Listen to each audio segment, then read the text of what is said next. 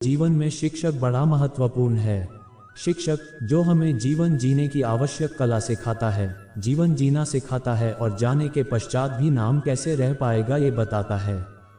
किंतु यदि कोई ये प्रश्न करे कि हमारे जीवन में सबसे बड़ा, सबसे महत्वपूर्ण शिक्षक कौन है, तो कोई कहेगा माँ, क्योंकि इस संसार में माँ से अधिक सीख और कौन दे सकता है। कोई कहेगा अध्यापक, क्योंकि अध्यापक ही है जो हमें शस्त्र और शास्त्र सिखाता है। कोई कहेगा मित्र, किंतु इन तीनों में एक समानता है, ये पहले आपको सिखाते हैं और फिर आपकी परीक्षा लेके देखते हैं कि आप क्या सीखे।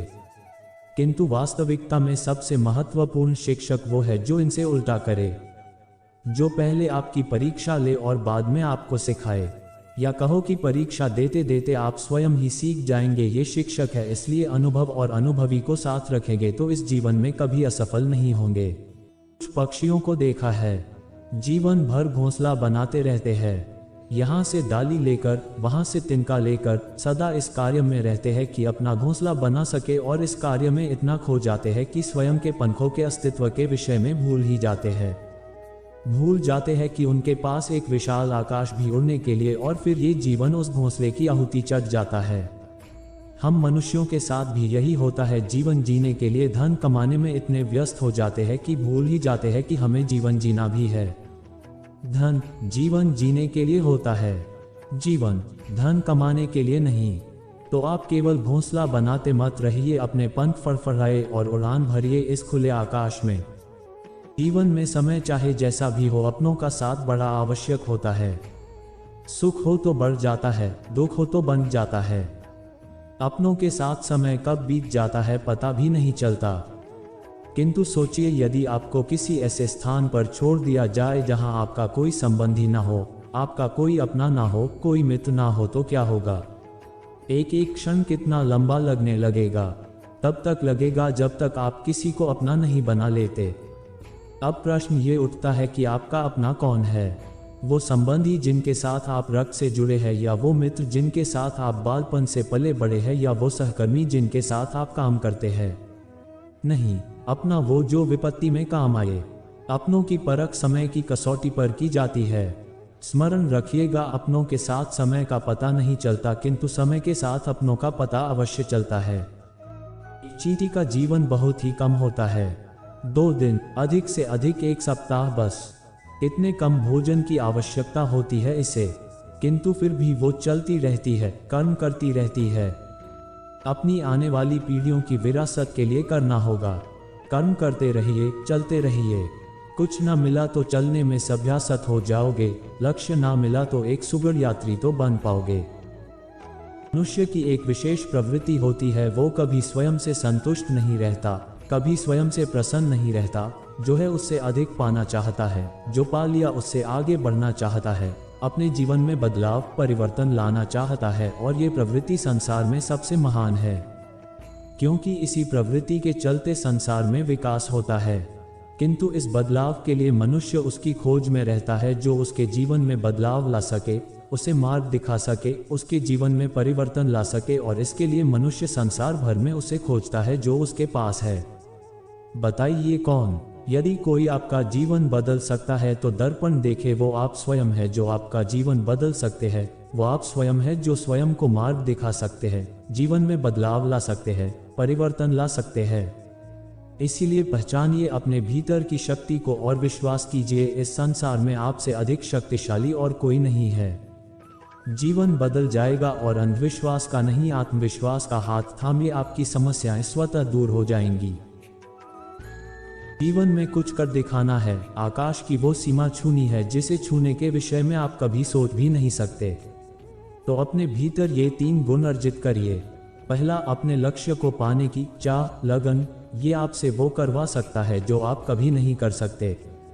दूसरा, साहस, संकट उठाने की क्षमताएं आपसे वो करवा सकता है जो आप करना चाहते हैं। और तीसरा है अनुभव। अनुभव आपको ये बताएगा कि आपको करना क्या चाहिए।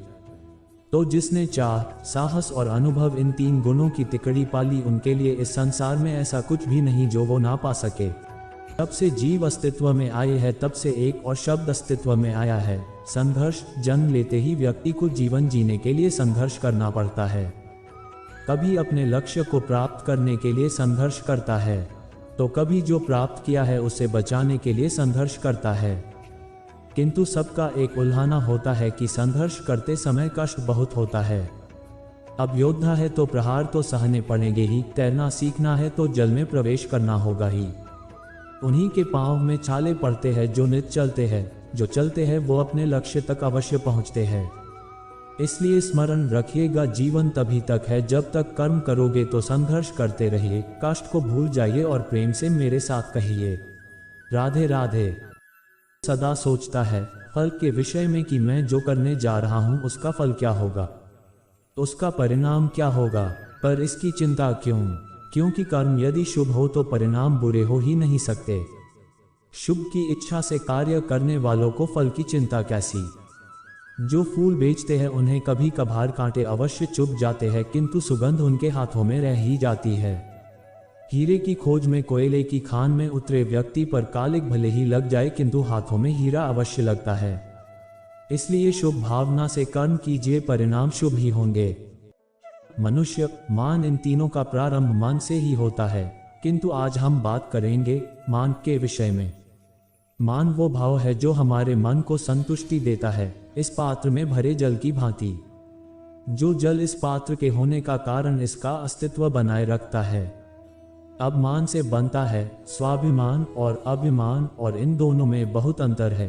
जो जल इस पात्र के भीतर समाया है वो है स्वाभिमान, जो हमारे मन का संबल है, सहारा है, जो इस पात्र के भीतर ठंडा रहता है और पीने वाले को भी ठंडक पहुंचाता है। और जो जल पात्र से बाहर छलके वो है अभिमान, जो बाहर की ताप से भाप बनकर उड़ जाता है। स्मरण रखिएगा, स्वाभिमान आपको बनाए रखता है, आपको शक्ति देता है, और अभिमान आपको नष्ट कर देता है। तो क्या बनना चाहेंगे आप, स्वाभिमानी या अभिमानी? निर्णय आपका है। में कोई आपत्ति नहीं है, बस गिरो तो उस बूंद की भांति जो इस संसार को नया जीवन देती है, और उस उठने में भी कोई अच्छाई नहीं है जिसमें किसी और के कांधों पर पांव रखकर उठा जाए। अपने अस्तित्व को खोने में कोई बुराई नहीं है, पर उस बीज की भांति जो एक नए वृक्ष को अस्तित्व में लाता है, परंतु उस अस्तित्व को भी बनाने का क्या लाभ जो किसी और के स्वप्न को बिखेर के बने। क्रोध में कोई बुराई नहीं है यदि वो किसी दुष्ट को मार्ग पर ले आए, परंतु उस मोह, उस दया का क्या लाभ जो आपको दुर्बल बना दे।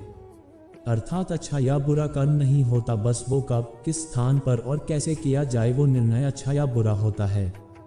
यदि सही समय पर करो तो वो गुण है, अन्यथा वो अवगुण जो भीतर तक आपको खाता जाए। राधे राधे। सबसे अच्छा युद्ध वो जो कभी लड़ा ही ना जाए, अर्थात समझौता, संधि हर आवश्यक परिस्थिति में शुभ होता है। अपने से शक्तिशाली से समझौता करने वाला विद्वान, अपनी बराबरी वालों से समझौता करने वाला गुणी, और अपने से दुर्बल से हाथ मिलाने वाले से दयावान। एक युद्ध आपको कई सारे शत्रु दे सकता है, किंतु एक समझौता आपको एक मित्र दे सकता है। इसलिए मुट्ठी तभी थामिए जब युद्ध को टालना असंभव हो जाए, अन्यथा हाथ बढ़ाकर मिलाइए, क्योंकि मिलने में सुख है, जलने में नहीं। राधे राधे। आज मैं आपसे 3 प्रश्न पूछूंगा।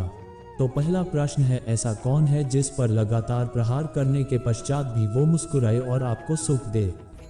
आपका उत्तर है धरती या वृक्ष। दूसरा प्रश्न, ऐसा कौन है जो बिना आपके कुछ कहे सब जान जाता है, सब समझ जाता है और फिर निस्वार्थ भाव से आपकी सहायता करता है? आपका उत्तर है भाई या मित्र। और तीसरा प्रश्न, ऐसे कौन से भगवान है जो स्वयं विष का घूंट पीकर आपको जीवन का अमृत प्रदान करते हैं? आपका उत्तर है महादेव। यदि आपका उत्तर ये है तो आपका उत्तर गलत है।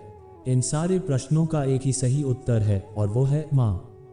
संतान करते समय उन्हें कितनी लात मारी, किंतु फिर भी वो मुस्कुरा के वो आपको आशीष देती रही। आपके बिना कुछ कहे वो सब जान जाती है और इस जीवन की कठिन परिस्थितियों के विष का घूंट पीकर आपको सुख का अमृत देती है। इस जीवन में आप कुछ भी कर लीजिए, अपनी माँ का ऋण कभी चुका नहीं पाएंगे। यदि कुछ कर सकते हैं तो जीवन के आनंद में, उद्भव में और धन्यवाद में अपनी माँ को स्मरण रखिए और मेरे साथ प्रेम से कहे राधे राधे। हम आशा करते हैं कि आपको हमारी कृष्ण वाणी जरूर पसंद आई होगी। पसंद आई है तो हमारी वीडियो को लाइक और शेयर करें और हमारे चैनल राधे श्याम कोट्स को जरूर सब्सक्राइब करें। आपका बहुत बहुत धन्यवाद।